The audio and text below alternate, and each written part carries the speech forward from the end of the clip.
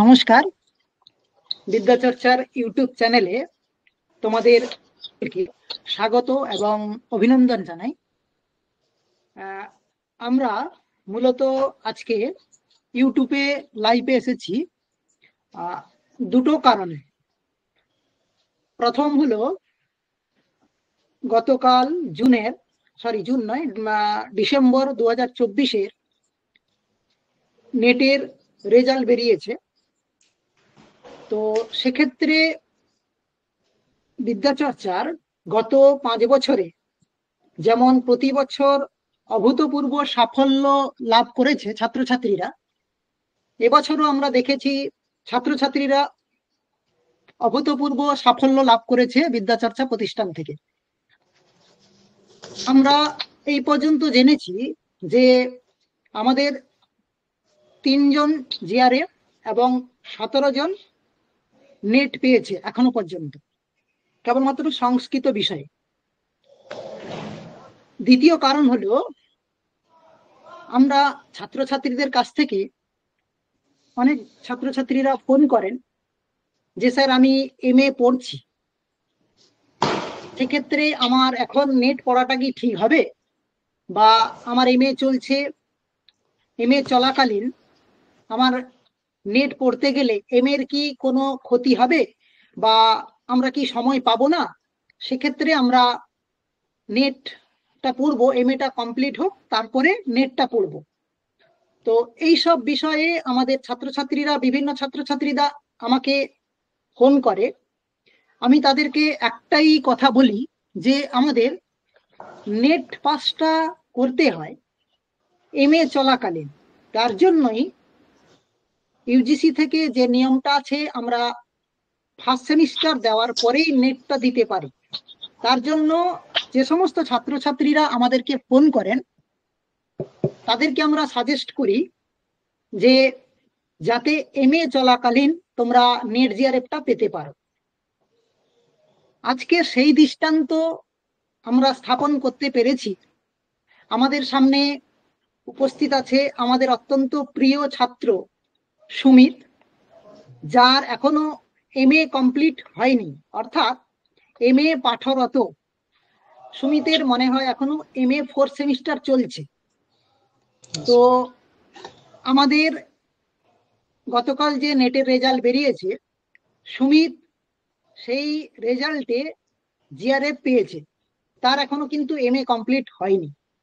অতএব সে কিন্তু অনেকটাই এগিয়ে থাকলো, তার নেটও কমপ্লিট, নেট জিআরএফও কমপ্লিট হলো, আবার নেট জিআরএফ এর সাথে সাথে সে এমএটাও কমপ্লিট হবে, 4 সেমিস্টার হয়ে গেলে কমপ্লিট হবে।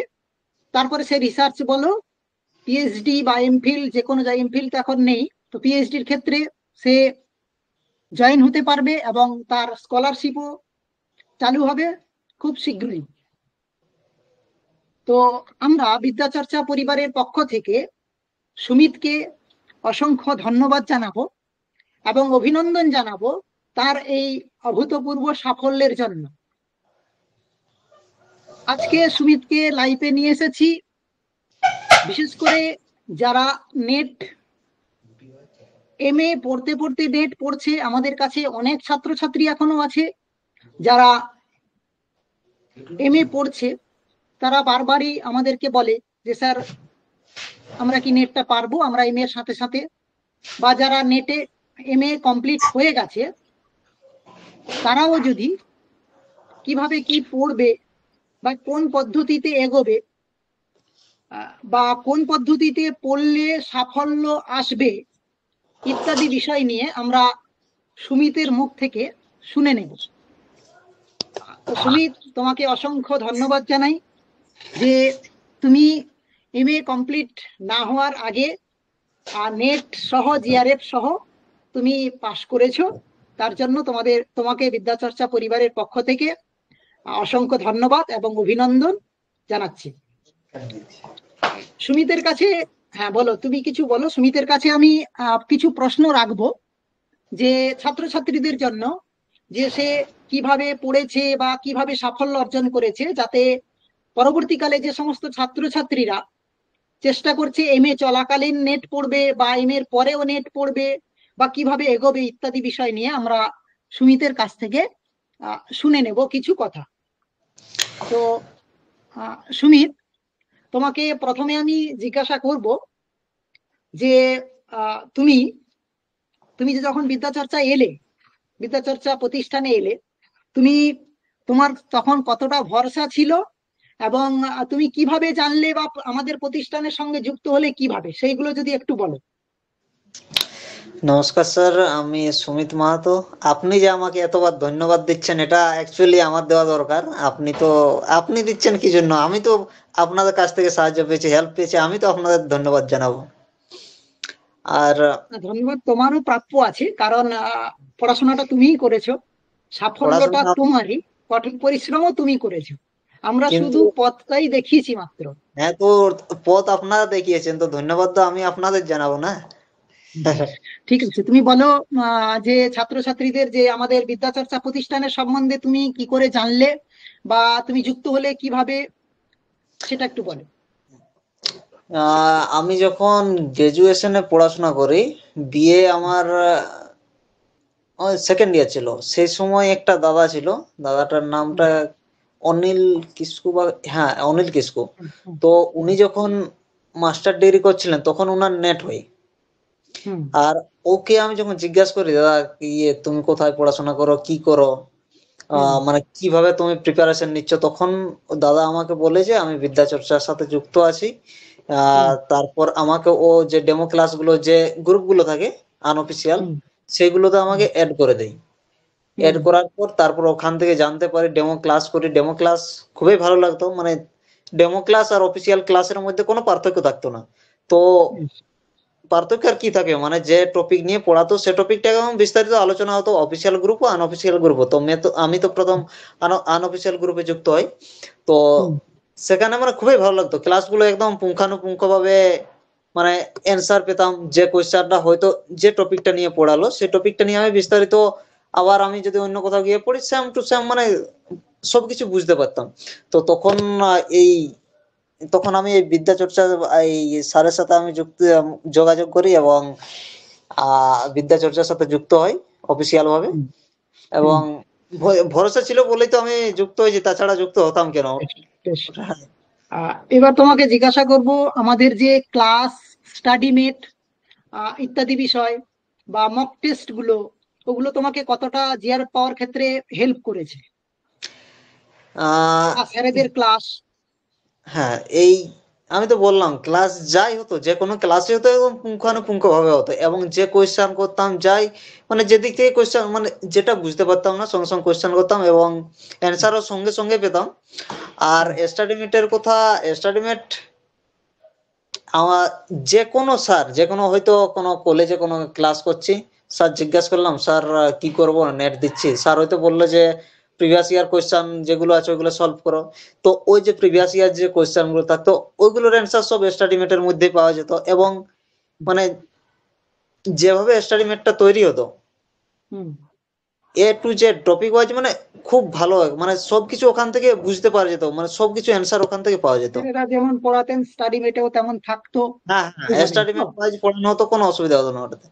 খুব ভালো লাগে, মানে ভালো মক হয়েছে। টেস্ট গুলো কিভাবে দিতে তুমি? মক টেস্ট আর কি, ওই তো ক্লাস হয়ে গেল, ক্লাসের পর যে মক টেস্ট গুলো আসতো সঙ্গে সঙ্গে হুম, দিতাম, রেজাল্ট দেখতাম, যেগুলো অসুবিধা হতো সেগুলো আবার ওই ক্লাসগুলো করতাম। আচ্ছা।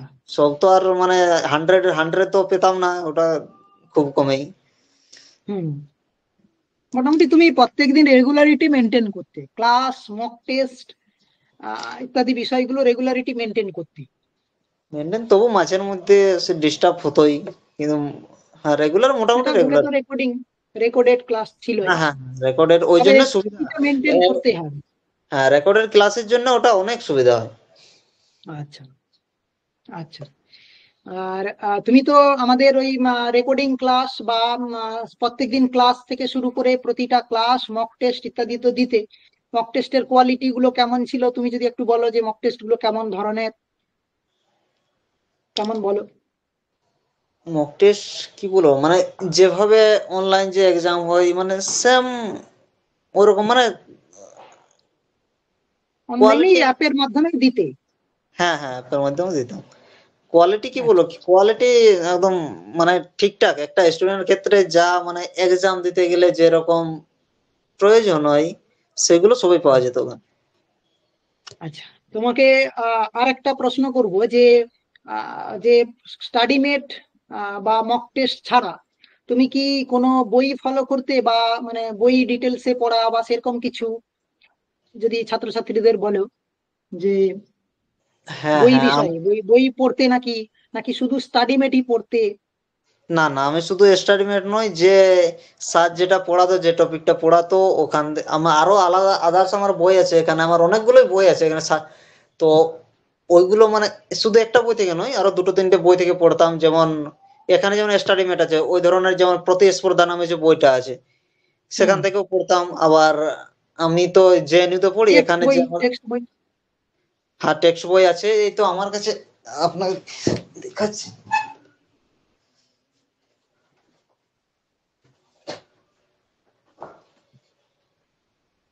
এই সাহিত্যকা ইতিহাস যেমন উমাশঙ্কর ঋষি, এই বইটা আমি ব্যবহার করেছি।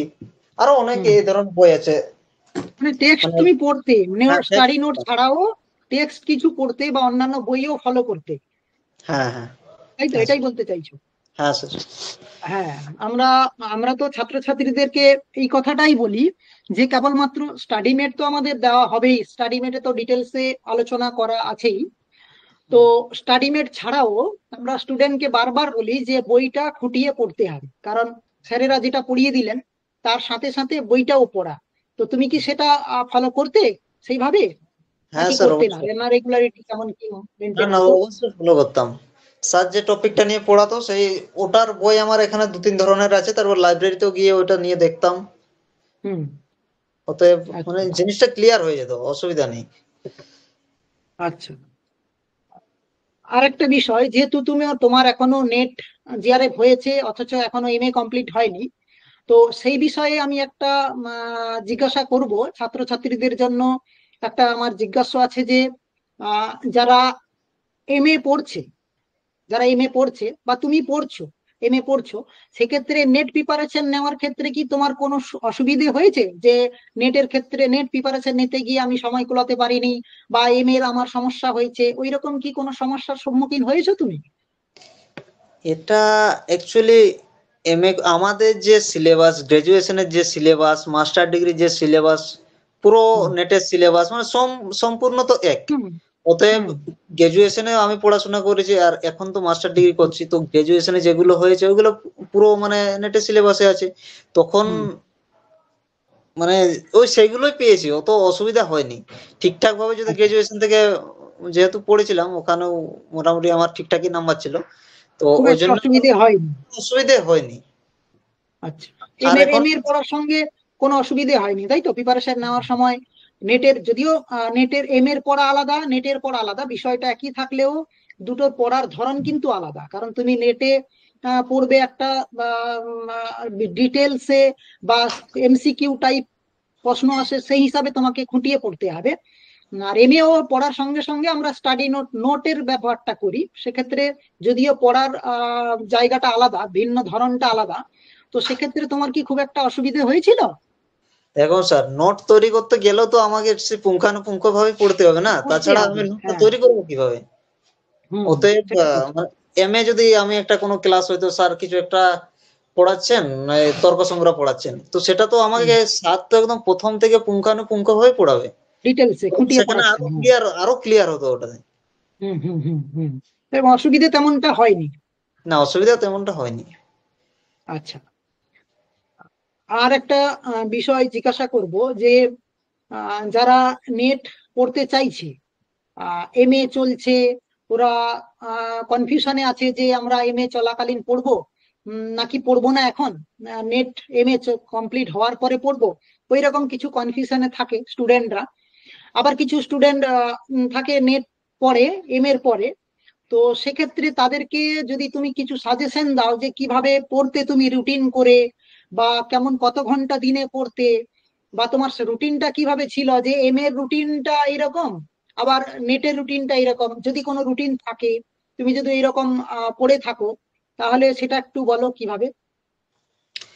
দেখুন স্যার, আমার রুটিন বলতে আমার যখনই ফাঁকা টাইম হয়, অ্যাকচুয়ালি আমি আপনাকে বলবো কিনা, মানে বললে মনে হয় যেন আমি বলো বেশি বলো কিছু বলো একটা করছি বলো। এরকম লাগে। আমাকে দেখুন, বলার থেকে আমরা এই লাইভটা করছি যাতে আমাদের এটা দেখে কিছু স্টুডেন্ট ইন্সপায়ার হয় যে না, নেট পাওয়া, নেট জিআরএফ পাওয়া খুব যে কঠিন তা নয়।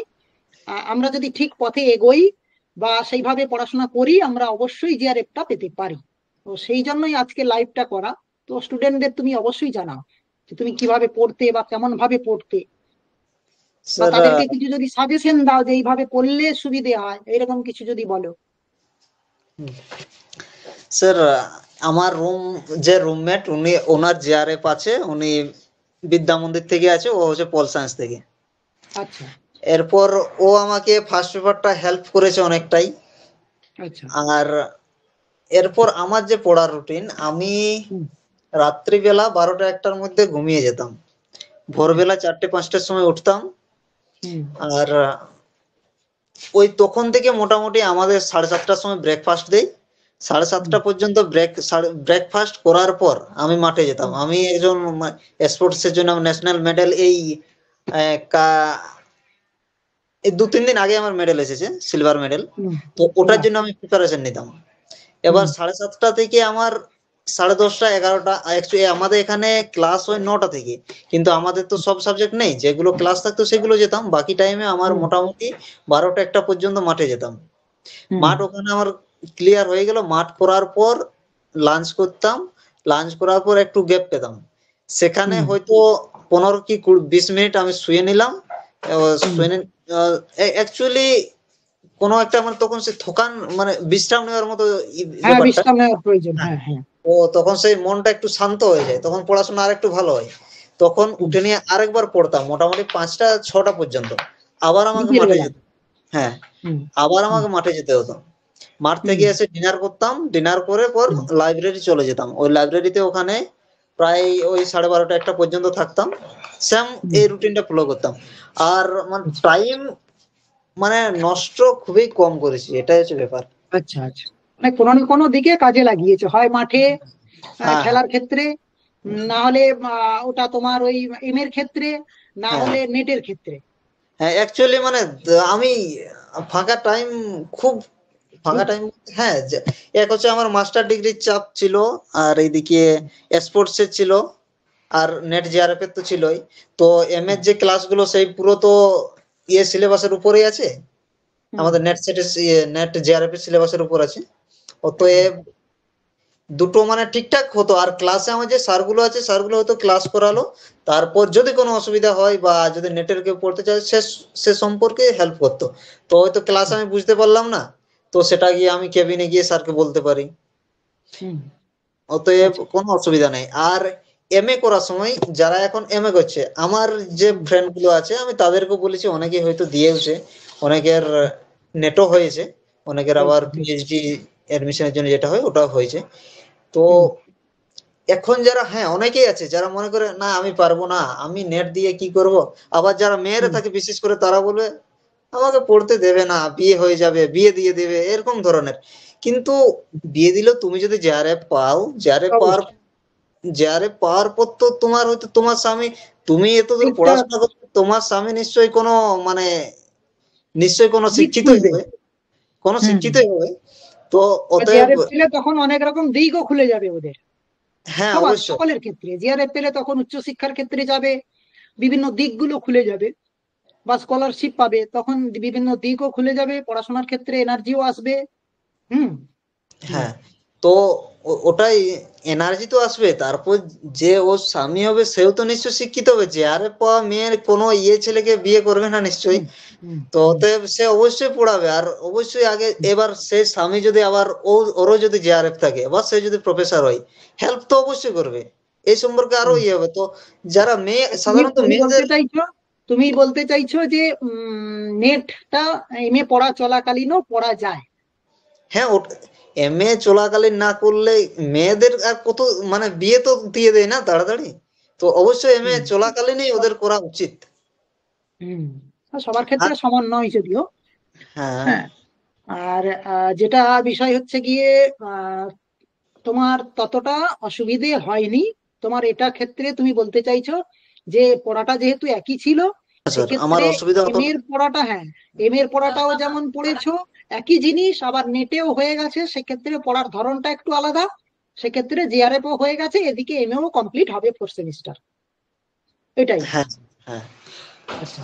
ও, আহ, আর একটা লাস্ট তোমাকে প্রশ্ন করব, যে যারা নেট পড়ছে, মানে এম এ করার পরে পড়ছে বা এম এ চলাকালীন পড়তে চাইছে, তাদের জন্য কি সাজেশন দেবে তুমি? মানে কেমন ভাবে পড়বে বা কিভাবে পড়লে, যদি কিছু আইডিয়া দাও যে কেমন ভাবে পড়লে ওরা সাকসেস হতে পারবে বা এগোতে পারবে, বা তুমি যে ধাক্কাগুলো খেয়েছো সেই ধাক্কাগুলো যদি ওদের আসে কিভাবে রিকভারি করবে, তো সেটা যদি তুমি একটু বলো, কিছু সাজেশন যদি দাও ওদের, যারা নেট পড়ছে এম এ করার পরে, আবার যারা এম এ চলাকালীনও পড়ছে বা পড়তে চাইছে তাদের জন্য। যারা এখন এমএ করছে তাদের জন্য প্রথমে বলি, হুম। এখন আমাদের যে কোনো সিলেবাস, বেঙ্গলের যে সিলেবাস আর বাইরে যে central university syllabus, same to same, কোনো ইয়ে নেই। আর বাইরে থেকে কিই বা না দেবে? তুমি, হ্যাঁ, এটা এটা আমি বলতেই ভুলে গেছি, মিস্টেক করে গেছি, তুমি এম এ করছো জেএনইউ তে, তাই তো? হ্যাঁ স্যার। হুম, বলো। তো কিই বা দেবে? আমাদের যা আছে সেই সমাস কারক এইগুলোই তো দেবে, বাইরের অভিজ্ঞান হুম, শাকুন্তলম এইসবই তো দেবে, তার বাইরে তো কিছু নেই। অতএব আর ঠিক। সেইগুলো তো আমাদের জিআরএফ এর সিলেবাসে। এরপর যে হুম, এমএ করছে সে যদি বলে যে আমার মাস্টার ডিগ্রিটা কমপ্লিট হোক তারপর আমি এক্সাম দেব, কিন্তু তুমি যে এই সময় ক্লাসগুলো করছো সেইগুলো তোমার এখন ঠিক। বারবার রিভাইজ হচ্ছে, ওইগুলো মাথার মধ্যে থাকছে। হুম, এই হুম, সময় যদি একদম তুমি একদম। এক্সামটা দাও, তুমি বুঝতে পারবে হয়তো যে আমাদের সিলেবাসে কি 10টা ইউনিট আছে সেকেন্ড পেপার থেকে, হয়তো হুম, হুম, মনস্মৃতি কোনো স্যার টিচার পড়াচ্ছেন, তো হুম, সেই সময় যদি তুমি এক্সামটা দাও হয়তো মনস্মৃতি থেকে এবার 7টা 8টা করে কোশ্চেন আছে তো কোনো কোনো বার, সেখান থেকে হুম, তুমি হুম, হয়তো 6 7টা কোশ্চেন পেয়ে গেলে, তো হুম, ওইগুলো থেকে অনেক, মানে ওই এক সাইডটা তোমার কভার হয়ে গেল। এবার মানে ওই সাইডের নাম্বারটা হয়তো তুমি বেশি পেয়ে, সরি, আপনি বেশি পেয়ে গেলেন। তো হুম, বলুন। এইভাবে হয়তো এক সাইডটা বাকি রয়ে গেল, হয়তো গ্রামার আমি কিছু করিনি, কিন্তু এই সাইডে হয়তো হুম, কারণ নেট হয়ে গেল। হুম, তো অতএব আমি এটা এই কারণেই বলছি, কারণ এমএ চলাকালীন তো আর পুরো সিলেবাসটা করা হচ্ছে না, যারা গ্রাজুয়েশনে কমপ্লিট করে এসেছে অনেকটা পড়াশোনা, হয়তো হুম, হুম, মাস্টার ডিগ্রিতে এসে বললাম তো মনুস্মৃতি যাজ্ঞবল্ক্য স্মৃতি হয়তো ক্লাস করাচ্ছে, যেমন 10 নম্বর ইউনিট থেকে অনেক কোশ্চেনই আসে, প্রায় প্রতিবারই আসে। তো হুম, সেখান হুম, থেকে হুম, যদি আমার 7 8টা নয়, মোটামুটি 13 14 যদি কোশ্চেন আমি পেয়ে যাই, আবার বেদ থেকে তো সবাই মানে কিছু না কিছু পড়ে থাকি আগের থেকে, সেখান থেকে হুম, কিছু কোশ্চেন পেয়ে গেল। আবার হুম, এই আরণ্যক ব্রাহ্মণ গ্রন্থ থেকে কিছু কোশ্চেন পেয়ে গেল। হুম, এরপর ফার্স্ট পেপার যারা যদি কারো ভালো থাকে, হয়তো কেউ হুম, ডিএড করে এসেছে কেউ বিএড করে এসেছে, কেউ তাদের হয়তো ফার্স্ট পেপার ভালো আছে, ওদের আরামে নেট হুম, হয়ে যাবে। আর হুম, জিআরএফ এর জন্য আলাদা এক্সট্রা একটু টাইম দিলেই হয়ে যাবে। আচ্ছা। এটা হলো, আর হ্যাঁ, বলো। এটা এম এর ক্ষেত্রে গেল, মাস্টার ডিগ্রির ক্ষেত্রে। আর হুম, যারা এম এ পার হয়ে গেছে তাদের তো আর বলার কিছু নেই, তাদের সময় পার হয়ে গেছে অলরেডি, কিন্তু তাদের জন্য হুম, এখন যথেষ্ট সময় মানে পাওয়া পাবে। যাবে। তো হ্যাঁ, তো তাদের ক্ষেত্রে কি বলো, তাদের মানে যে টপিকটা নিয়ে বসবে, হয়তো যে ক্লাসটা আজ করালো সেই ক্লাসটা সম্পর্কে পুঙ্খানুপুঙ্খ ভাবে পুরো ক্লিয়ার, যেন পরে আর আমাকে ঘুরে না দেখতে হয়। হুম, হুম, পুরো ক্লিয়ার করার পর হয়তো রিভাইজ তো করতেই হবে, কিন্তু হুম, এখন যেটা পড়লাম হয়তো আজকে আমি পড়লাম, কালকে যেন সেটার অ্যান্সার ওই টপিক থেকে যেই কোয়েশ্চেন করুক, স্যার করুক বা হয়তো কারোর সাথে ডিসকাস করছে, সেখানে হুম, হুম, যে কোয়েশ্চেন আসুক যেমন আমার মিস না হয়, মানে হুম, একদম পুরো পুঙ্খানুপুঙ্খ ভাবে পড়তে হবে। হুম। মানে তুমি এইভাবে বলছো যখন পড়বে সেটা যাতে ঠিকভাবে পড়তে হয়, বিষয়টা যাতে অবগত হওয়া যায়, হ্যাঁ হ্যাঁ, পুঙ্খানুপুঙ্খ ভাবে বিষয়টা যাতে অবগত ভালোভাবে হয়, জি সেটা স্যার। নেট পড়ি, নেটের ক্ষেত্রে। হ্যাঁ নেট, এটা তো জেআরএফ এর ক্ষেত্রে পুঙ্খানুপুঙ্খ পড়া মানে কি হুম, জেআরএফ হুম, হয়ে গেল। হুম, হুম, জেআরএফ হয় না তার কারণ এটাই, পুঙ্খানুপুঙ্খ কেউ পড়বে না আসল। হ্যাঁ আমি একটা কিছু টপিক নিলাম, উপরে যা হুম, পেলাম বই একবার রিডিং দিয়ে দিলাম, এবার কোয়েশ্চেন করলে হুম, আবার সে কোয়েশ্চেন করতে অ্যান্সার দিতে পারবে না। তো হুম, এরকম স্টুডেন্টদের ক্ষেত্রেই হয়তো নেট কোন রকম হয়, জেআরএফ হয় না। আর যদি হুম, পুঙ্খানুপুঙ্খ ভাবে পড়া থাকে হ্যাঁ, তাহলে ঠিকই সেটা বলছো। হুম, অবশ্যই জেআরএফ আসবে, কারণ যে কোয়েশ্চেন করুক সেখান থেকে অ্যান্সার পেয়ে যাবে। আচ্ছা। আচ্ছা, আর কোনো রুটিন বা কোনো কিছু যে কিভাবে কোন পদ্ধতিতে পড়বে সেরকম কিছু, যে পড়ার পদ্ধতিটা কি, যদি কিছু থাকে? হ্যাঁ, একটা টাইম একটা নির্দিষ্ট করে নিতে হবে। যদি হয়তো কোনো হুম, একটা বড় টপিক থাকে বা কোনো কঠিন টপিক থাকে, হ্যাঁ আমাকে এটা হুম, ১.৫ ঘন্টার মধ্যে এটা কমপ্লিট করতে হবে। এরপর হুম। কারণ এটা তখনই হবে যখন হাতে কম সময়, হয়তো কেউ ১.৫ মাস ২ মাসের মধ্যে প্রিপারেশন নিচ্ছে যে আচ্ছা, আমাকে এই সময়ের হুম। মধ্যে করতে হবে, তাছাড়া আলাদা যে টপিক আছে ওইটার সময়টা আমার নষ্ট হয়ে যাবে। তো মানে টপিক ওয়াইজ ভাগ করে নিতে হবে সময়টা। হ্যাঁ, টপিক ওয়াইজ ভাগ করে নিতে হবে। হুম, যদি এখন ক্লাস বলতে হয়তো এখন যে ক্লাসটা হবে সেটা নিশ্চয়ই কোনো একটা টপিকের ভিত্তিতে হবে। হুম, সেই হুম, হুম। টপিকটা যতটা ক্লাস হলো সেই ক্লাসটা মানে সেই টপিকটা হয়তো আগের থেকেই পড়ে নিলাম। যে আজ আচ্ছা। অর্ধেকটা হলো, স্যার অর্ধেকটা পড়ালো, ঠিক আছে হুম, অর্ধেকটা তো বুঝে গেলাম, তাহলে এরপরে কি হুম। একটা আকাঙ্ক্ষা অবশ্যই মনের মধ্যে যাইবে কি যে হ্যাঁ এরপরে একদম। তো কিছু একটা হবে, এরপর কিছু একটা হবে, তো ওইটা তখনই হয়তো ইউটিউব থেকে আমি আগে দেখে নিলাম। তারপরের দিন স্যার হুম, যখন ক্লাস করালো ফটাফট মানে হুম। মাথার মধ্যে একটা সেই সঙ্গে সঙ্গে একটা প্রসেস হতে থাকে যে হ্যাঁ এরপর এটা মানে সঙ্গে সঙ্গে ওটা বোঝা যায়। আচ্ছা, আচ্ছা। তো সে ওটাই বলো, মানে টপিক ওয়াইজ পুরো ক্লিয়ার করে যেতে হবে। ক্লিয়ার যাতে স্বচ্ছ ধারণা থাকে, সেটা তুমি বলছো, যাতে যে টপিকটা যখন পড়বো একটা টপিক বেছে নিতে হবে যে কোনটা কখন পড়বো, কতক্ষণের মধ্যে পড়বো, এবং সেটা ক্লাস যখন হবে সেই ক্লাসটার সাথে রিলেটেড করে পড়বো, এই তো?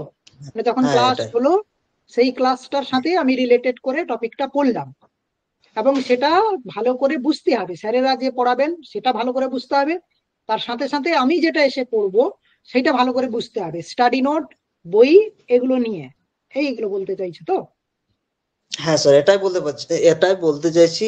আর আমি হুম, যে একটা টাইম করে নিলাম যে এত ঘন্টার মধ্যে কমপ্লিট করতে হবে, কিন্তু আমাকে এটাও হুম, দেখতে হবে যে আমার কতদিন পর আমার এক্সামটা আছে। হুম। আছে, সেই হ্যাঁ। ওয়াইজ সেটা তো সেই আমাকে, অনুসারে ভাগ করে নিতে হবে। হ্যাঁ আমাকে সিলেবাস তো কমপ্লিট করতে হবে। তো সেই একদম। ওয়াইজ মোটামুটি এক্সামের ১০ দিন কি ১২ দিন আগে একদম পুরো সিলেবাস যেন পুঙ্খানুপুঙ্খ হয়ে ক্লিয়ার থাকে এবং রিভাইজ থাকে। তারপর যে হুম, কয়েকদিন আছে শুধু প্র্যাকটিস, হুম। কোশ্চেন অ্যান্সার শুধু প্র্যাকটিস। আচ্ছা। এবার সেখানে যদি কোনো অসুবিধা হয় তখন স্যাররা তো আছেই, আপনারা তো আছেনই, হুম, হুম, হুম। অবশ্যই বলা দরকার। ভয় পেলে তো আর হবে না, আর লজ্জা করলে হবে না যে হ্যাঁ, এটা হ্যাঁ, পাচ্ছি না। অবশ্যই, অবশ্যই। অবশ্যই পরিশ্রম, কঠোর পরিশ্রম করতে হবে, আর ভয়কে জয় করে এগিয়ে যেতে হবে। আর ফার্স্ট পেপারটা যদি কিছু জিজ্ঞাসা করি, যে ফার্স্ট পেপার বিষয়ে কোনো কিছু যদি সাজেশন দিতে পারো, ফার্স্ট পেপারটা কিভাবে পড়বে, কারণ ফার্স্ট পেপারটা তো অনেকের ভীতি থাকে এই বিষয়টা, তো ওইটা নিয়ে যদি কিছু বলো যে কিভাবে পড়বে ফার্স্ট পেপারটা। স্যার দেখুন ফার্স্ট পেপারটা অ্যাকচুয়ালি আমি তো ফার্স্ট পেপারের ক্লাস করিনি এখান থেকে। তো ফার্স্ট পেপারটা হয়তো আপনাদের ওখানে নিশ্চয়ই ওই তো বললাম টপিক ওয়াইজ তুলে তুলে পুরো ক্লিয়ার হয় হুম, ক্লাসে। যেটা করাচ্ছে সেটা আমি ইউটিউবও গিয়ে দেখে নিলাম, কেন স্যার তো হুম, সবকিছু যে বলবে সেটা তো নয়। হয়তো কিছু হুম, ইউটিউব থেকে তুমি মানে কিছু একটা আসবে, হয়তো ইউটিউব থেকে বা এই তো আমার যেমন রুমমেট ও আমাকে অনেকটাই হেল্প করেছে, ওর কাছ থেকে কিছু help নতুন জিনিস করেছিল। পাবো আমি। তো হুম, হুম, একটা টপিক ওটাই ধরে পুরো ক্লিয়ার করে।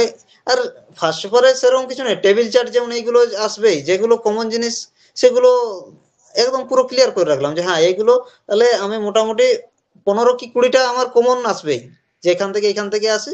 আর বাকি যেগুলো হুম, থাকে হুম। ওগুলোর জন্য একটু পড়তে হবে। মানে তোমাকে আগে দেখে নিতে হবে যে কোন কোন জায়গায় আমার মার্ক করারটার জায়গা আছে হ্যাঁ হ্যাঁ ফার্স্ট পেপারে, সেইগুলো হ্যাঁ। যে আমার কনফার্ম এই জায়গাগুলো আসবে, বা কতটা পড়লে কনফার্ম ওই জায়গাগুলো পারবো, আগে সেটাকে আগে ভাগ করে নিতে হবে। তো হুম। সেটার থেকে হয়তো 20টা চলে এলো, তারপরে আমাকে আরো 10টা 15টা পাওয়ার জন্য তাকে কতটা কি পড়বো সেই জায়গাগুলো আমাকে ভাগ পাঠ করে নিতে হবে, আর স্যারেরা তো আছেনই ক্লাসে, কেমন কি হ্যাঁ বলে দেবেন ইত্যাদি বিষয়। হ্যাঁ, স্যারদের ফোন করলেই তো ওটা মানে সমস্যার সমাধান তো স্যাররাই ওটা করে দেবেন। যে স্যার আমি এটা পাচ্ছি না, হয়তো স্যারাই একটা কোনো ইউটিউবের লিংক দিয়ে দিল, সেন্ড করে দিল, বা হয়তো স্যারের আচ্ছা, যদি ফাঁকা টাইম পায় তো ওরাও তো বুঝিয়ে দেন। আচ্ছা। তো বেশ, বেশ।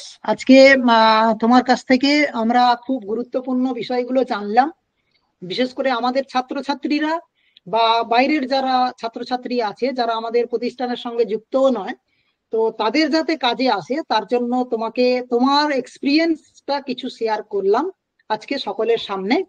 আহ, তোমাকে অসংখ্য ধন্যবাদ জানাবো ছাত্রছাত্রীদের জন্য তোমার এক্সপিরিয়েন্স শেয়ার করার জন্য, এবং তোমার আগামী যে আগামী সময়ে তোমার জন্য শুভেচ্ছা রইলো।